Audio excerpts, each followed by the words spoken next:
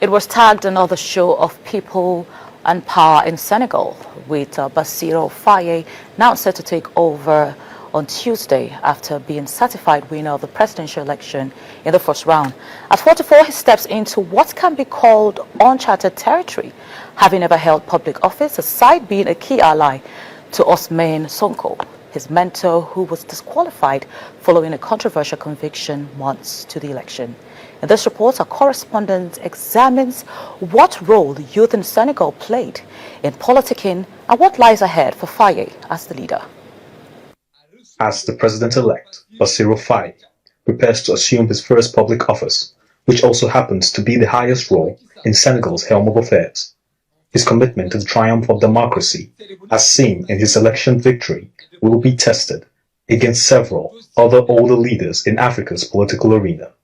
Youths in the country have no less contributed to the sustenance of democratic values, and Faye has resounded among them since his youthful favor in politics began to take center stage when he joined the Autonomous Union of Tax and Domain Agents after meeting its founder and fellow tax collector Ousmane Sonko, who formed the political party in 2014, named African Patriots of Senegal for Labor, Ethics and Fraternity, PASTEF.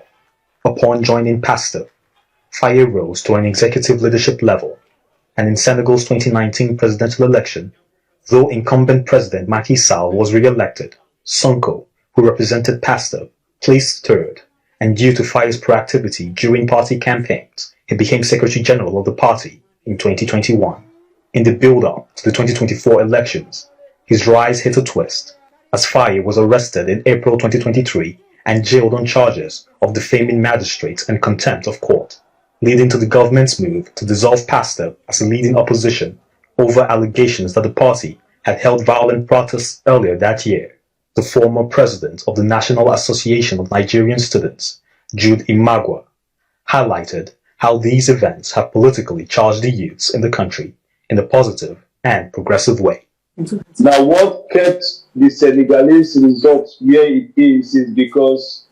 young people resolved that they say they want to elect this as their president. Not only did they come out to campaign,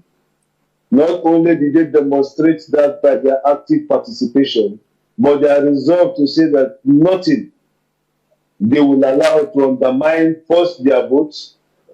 two, to undermine the integrity of the electoral process, and three, for any reason for anybody wants to have interference. The announcement largely seen as an abuse of power by President Macky Sall that the 2024 election would be postponed and later set for December, which led to severe criticisms from several countries and violent protests held by youths throughout Senegal, stands out as an example of democratic subversion that the new president would have to face. The eventual cancellation of the decree by the Constitutional Council on February 15, having polls moved forward to March 24, on grounds that neither Sall nor the National Assembly had the authority to postpone the election, also represented a level of dysfunction and synergy between the judicial, legislative, and the executive arms of government. Francis Boniface, a journalist with West Africa Democracy Radio in Dakar, says Faye has his work cut out for him as he needs to assert his position as an efficient administrator to tackle these and several other issues. So there definitely has to be some reforms in terms of the judiciary, in terms of human rights, in terms of respect for the rule of law and all that. So those are really, really key. And also the next one would be like financial,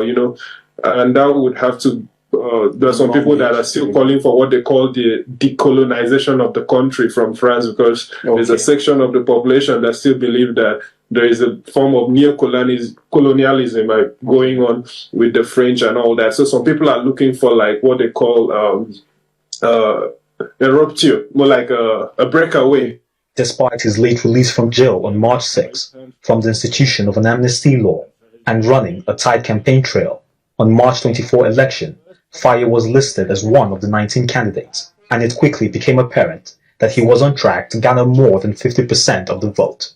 Bassirou has a 7-year tenure.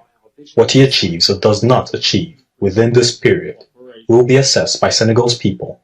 His time starts from Tuesday, April the 2nd. It is expected that his youthfulness would help bring a new wave of political awareness among Senegalese.